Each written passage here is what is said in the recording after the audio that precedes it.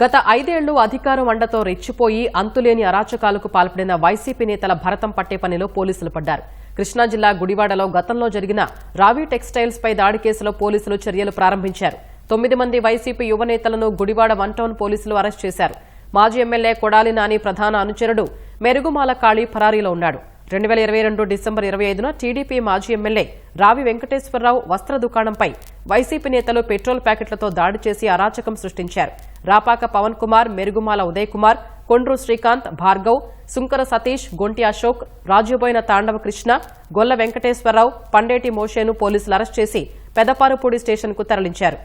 నిందితులపై 143, 144, 145, 188, 427, 506 red with 149 BNS సెక్షన్ల కింద పోలీసులు కేసులు పెట్టారు.